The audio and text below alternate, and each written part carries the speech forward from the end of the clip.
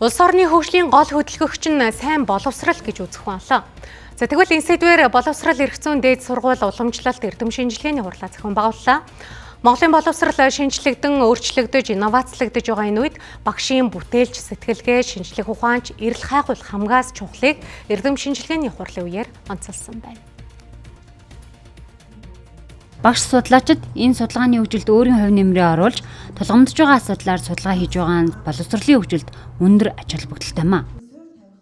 Хоёрдугаар удирдлын эрдэм шинжилгээний хурал өнөөдөр боловсрал хөгжил гэсэн сэдвийн дор зохион байгуулагдаж байна.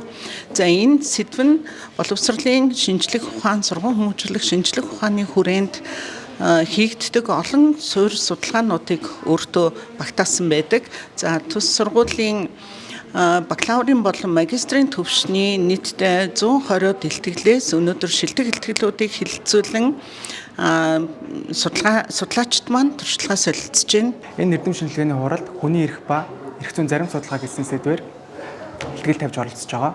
За хүний эрх гэдэг нь одоо үндсэн хуулийн 16 дугаар зүйлд зааж өгсөн байгаа. За тэрийг яг юуг нь барьж ярих вэ гэхээр 14 дугаар зүйл буюу шүүхэд гомдол гаргах эрхтэй гэдэг тиймэрхүү талаар ерөөхдөө сэдвээр барьж илтгэлээ тавьж байгаа.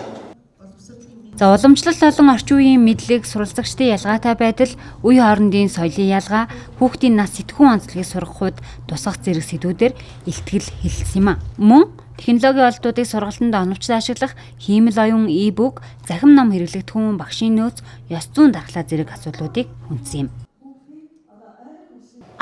Боловсролын чиглэлээр энэ семинарт оролцож байгаадаа том баяртай байна.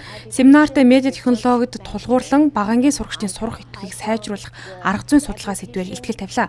За боловсрол соёл эрх зүйн дээд сургуулийн магистрийн түвшинд би суралцдаг.